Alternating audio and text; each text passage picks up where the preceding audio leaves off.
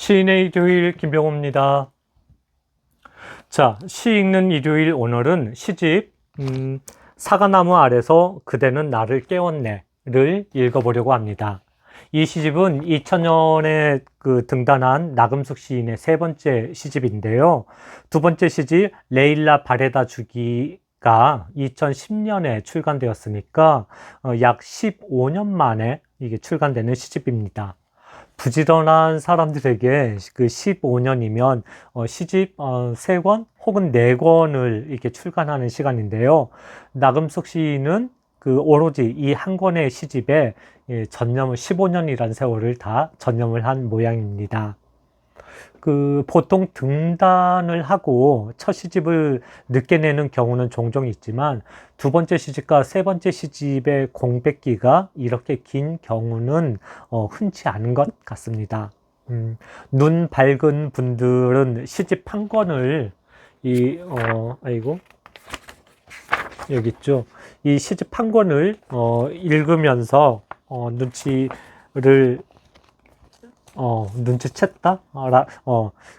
아시겠지만, 2017년에 서울문화재단의 지원 사업에 선정이 되었는데요. 시집은 그로부터 다시 7년이 지나서, 2024년 올해 출간이 되었던 거죠.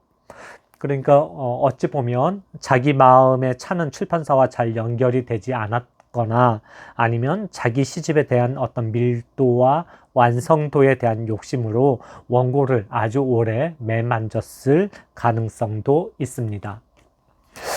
이 과정과 시집이 늦게 나온 과정과 이유가 어찌 되었던 간에 그건 솔직히 시인의 몫이고 독자인 우리는 이 세 번째 시집이 우리의 기대치를 어느 정도 채워줄지에 더 관심이 가고 흥미를 갖게 되는 것이 사실입니다.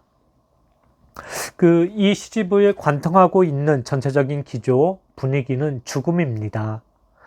삶이 시작되는 지점에 전제되어 있는 죽음에 대해서 시인은 아주 집요한 성찰을 진행을 합니다.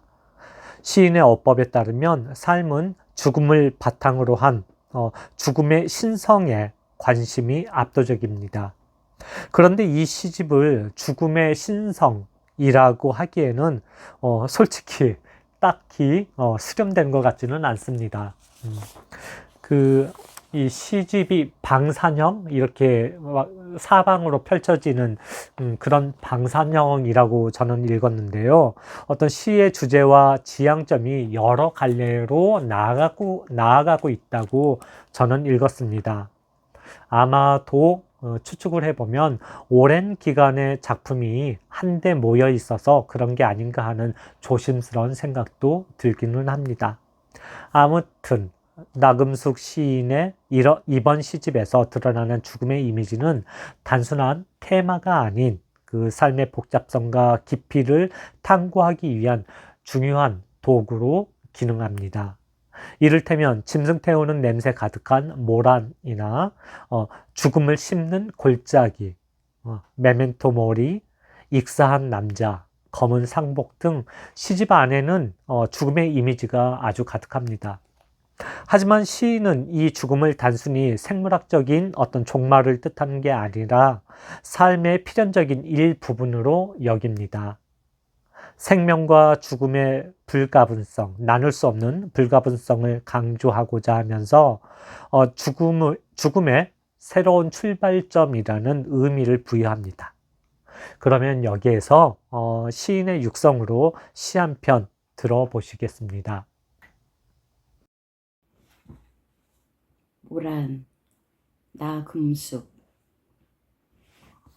모란에 갔다. 짐승 태우는 냄새 같기도 하고 살점 말리는 바람내음 같은 것이 흘러오는 모란에 가서 누웠다.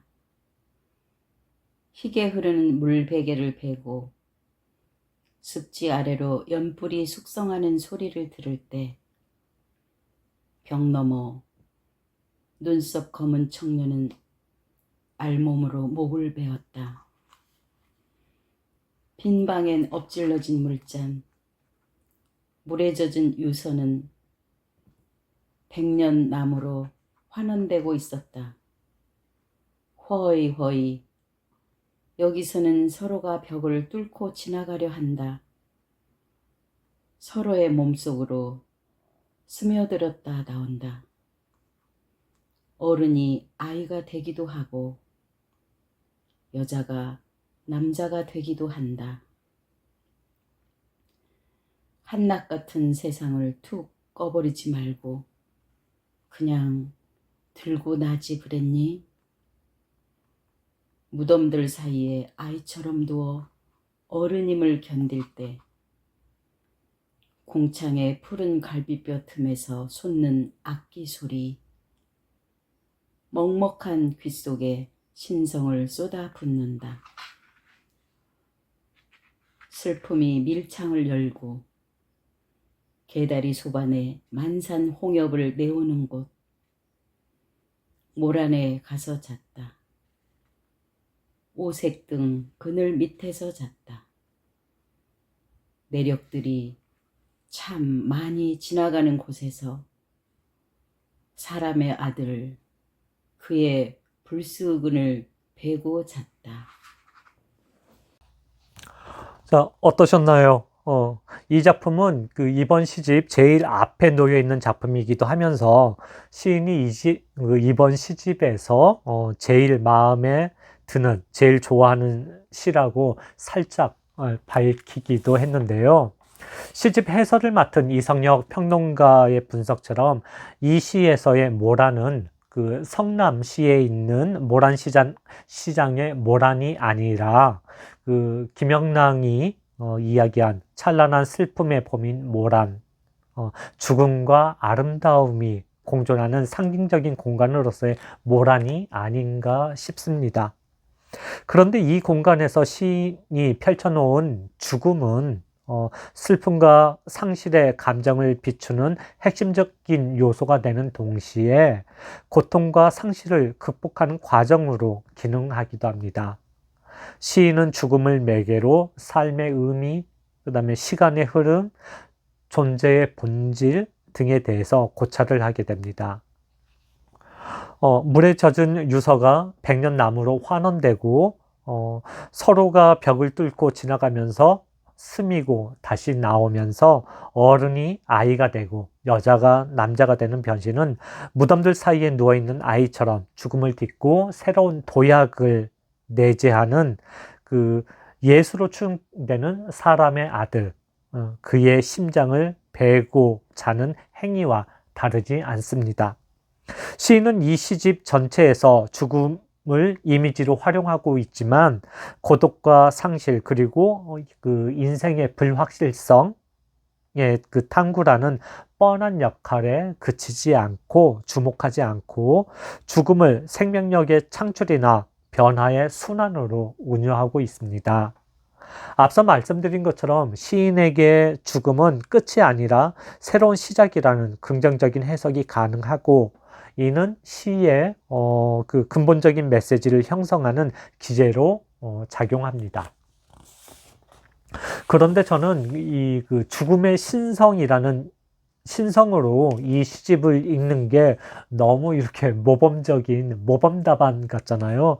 그래서 개와 늑대의 시간을 가로지르는 시의 여정이라는 주제로 읽어봤습니다.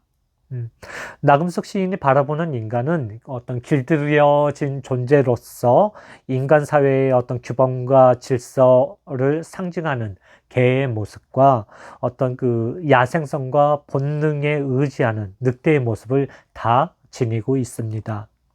한 개인 내에서, 한 개인 안에서 이러한 양면성은 그저 사람이 가진 본능과 그 사회적 규범 간의 불가피한 갈등을 의미하는 것이 아니라 본원적으로 그리고 존재론적으로 그 어떤 역할을 수행해야 하는 복잡한 상황을 보여줍니다.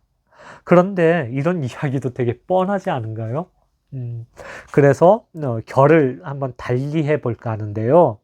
이 시집에는 어떤 동물과 식물이 아주 빈번하게 등장을 합니다. 이것들은 각각의 어떤 고유한 역할과 기능을 수행하고 있는데 여기서 가장 주요한 일은 건너가는 일이라고 저는 읽었습니다. 그러니까 춘파말리에서 시인이 고백한 것처럼 시인은 죽음이 두고두고 먹이가 되는 이 땅에서 꽃이 먹어버린 마음이 무엇일까를 궁리를 합니다. 사람이 보여도 무섭고 보이지 않아도 무서운 어떤 박명의 시간, 개와 늑대의 시간을 시인은 시로 가로지르려고 합니다.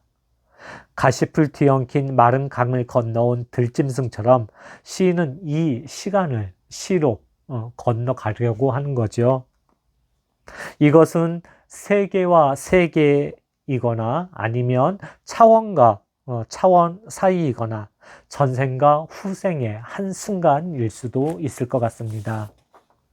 시인이 사냥꾼이라는 그 시에서 이야기한 것처럼 전생에 저도 사냥꾼이었을 노루를 내가 뒤쫓으며 실은 내가 그 노루였던 적이 있었음을 순간 기억해내는 그런 일처럼 말입니다. 그 공간을 시공간을 가로지르는 일, 그게 아닌가 싶은데요. 이 시집에서 경계가 모호한 시점이나 어떤 상태가 아주 많이 나타나기도 합니다. 개와 늑대의 시간과 같은 이러한 순간과 시간은 어떤 변화나 어떤 전환의 순간을 상징적으로 표현하는데 명확한 경계가 없기 때문에 오히려 인간의 감정이나 생각도 그 자유연상 기법처럼 이렇게 흘러간다, 따라간다라고 얘기를 할 수 있겠습니다. 그래서 자연스럽게 그런 사고나 감정이 흘러가면서 새로운 가능성을 탐색하는 공간으로 작용을 합니다.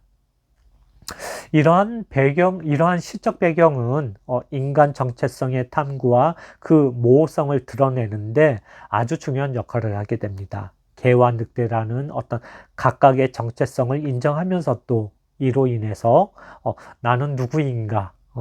라는 질문과 함께 정체성에 대한 혼란과 모색이 가능하기 때문이죠. 그래서 개와 늑대의 시간이라고 얘기를 하는 거죠. 나근숙 시인은 이러한 전제적 배경을 통해 현대인의 어떤 불안정한 그 정체성과 자아 탐색을 반영하고 있는 것 같습니다. 여러분도 그렇게 생각하지 않으세요? 자, 다시 두 번째 시를 읽어보겠습니다. 이번에도 나금숙 시인의 육성으로 들어보도록 하겠습니다. 식탁보 나금숙 멀리 가지 않고도 지붕 아래 내려온 별을 만난다. 맑고도 아늑한 공기 한 움큼 돌을 들어올리는 풀꽃의 힘으로 집을 들어올리는 이 흰빛, 나를 마중 나오시는 희미한 등불, 비오는 가을 오후 시드는 숲가의 집에서 둥근 빛에 우리는 둘러 앉았다. 한 사람이 아직 오지 않았다. 오지 못할 것이다. 어쩌면 올 것이다. 둥근 흰 빛에 한숨을 섞으며 우리는 기다렸다. 조바심이 흰 빛에 빨려 들어가도록 흰 빛은 이윽고 우리를 들어 올렸다. 팽창하여 대기가 되었다. 이 흰 빛은 우리이다. 북풍이 세계에 선물한. 앞서 길게 이야기 나눴던 것과 다소 결이 다른 그런 느낌을 받지 않으셨나요? 마치 나도 이 정도의 서정시는 쓸 수 있어 라고 항변한 것 같기도 하는데요. 서정시의 힘은 어떤 발견의 힘이 응축된 데에서 비롯된 것 같습니다. 돌을 들어 올리는 필꽃의 힘, 집을 들어 올리는 희미한 등불에 대한 인식이 우리에게는 오후에 지쳤을 때 지친 오후에 마시는 바카스나 비타오백 정도의 어떤 일상의 환기를 가져오기도 하죠. 이러한 서정시가 비타오백이나 바카스 같다라는 그런 이야기인데요. 그 시인은, 이 작품에서 시인은 올지 오지 못할지 알 수 없는 한 사람을 기다리는 우리를 흰빛이 들어 올린다고 이야기를 합니다. 흰빛이 내려앉은 그 식탁보의 식탁에 앉아서 누군가를 기다리는 가지런한 마음이 눈에 선합니다. 이 식탁보가 바로 시를 쓰는 시인의 마음이 아닐까 하는 생각이 들기도 하고요. 그러면 마지막으로 제가 시 한 편을 읽어보겠습니다. 동백, 나금숙. 이 꽃의 향기는 너무 강해 까맣다. 깨어진 거울처럼 날카롭다. 이 검고 붉은 향기를 꺾어 너에게 내밀 때 눈이 없는 너의 손은 흘러넘치는 붉은 향기를 보지 못하고 그게 불송이인지도 모르고 덥석 받아든다. 이 심장은 차가운 손 안에서 말라가는 과일처럼 쪼그라든다. 편과 한쪽은 검은 눈동자로 남아 향내도 없이 소리도 없이 땅속으로 스며든다. 맨발로 동백나무 밑을 걸어갈 때 지금 흙 속에 든 붉은 심장과 뜨겁게 펄떡이던 추억과 현기증 나는 그 침모를 느낄 수 있다. 가시떨기를 으깨듯 그 박동에 찔린다. 동백은 묻혀서도 여전히 붉은 피, 침묵의 침내, 불모지에 떨어지는 이슬, 언덕을 다 태운 후에도 불꽃을 촛불처럼 켜고 우뚝 서 있는. 사실 마지막 작품으로 표제작인 사과나무 아래서 그대는 나를 깨웠네를 읽으려고 했습니다. 그런데 계속 이 시가 눈에 밟히더라고요. 그래서 그리고 또 정말 죄송한 이야기이기도 한데 시집 제목이 사기캐라는 생각이 들기도 했습니다. 그 제목을 위한 시, 그러니까 나금숙 시인의 시집을 아우르기에는 그 2% 정도 부족한 판매용 제목의 시라는 생각이 들어서 과감하게 표제작을 탈락시키고 이 동백을 골랐습니다. 시인께서 불쾌하지 않으셨으면 좋겠는데요. 그런 일은 없었겠지만 시집이 출간되기 전에 제가 이 시를 읽었었다면 시의 제목을 자화상으로 아마 바꿔보시라고 그렇게 강력하게 권했을 것 같습니다. 시를 읽다 보면 한 시인의 어떤 삶과 자세, 시에 대한 마음을 고스란히 읽어낼 수 있었기 때문입니다. 이를테면 그게 불송이인지도 모르고 덥석 받아든 모습에서 우리는 숙명처럼 시를 써가는 시인의 초상을 그려낼 수 있습니다. 시의 향기는 너무 강해서 깨어진 거울처럼 날카롭기도 하고요. 시인이 맨발로 동백나무 밑을 걸어갈 때마다 흙 속에 든 붉은 심장은 시집 속의 시처럼 되살아나고 시인은 현기증의 칠모를 느낍니다. 언덕을 다 태운 후에도 불꽃을 촛불처럼 켜고 우뚝 서 있는 것은 동백이 아니라 나금숙 시인의 시가 아닐까 하는 생각이 들었거든요. 그래서 제 마음대로 이 시의 제목을 자화상 혹은 시 혹은 시론 이렇게 고쳐보기도 했는데요. 이런 게 읽는 사람의 이렇게 읽는 사람 마음대로 오해하고 오독하고 고쳐 읽는 게 시를 읽는 하나의 재미가 아닐까 싶습니다. 자, 오늘은 15년 만에 세 번째 시집을 출간한 나금숙 시인의 사과나무 아래서 그대는 나를 깨웠네를 읽었습니다. 다음 이 시간에도 정말 좋은 시집 찾아서 반갑게 여러분을 찾아뵙도록 하겠습니다. 자, 지금까지 시인의 일요일, 시 읽는 일요일의 김병호였습니다. 여러분, 감사합니다.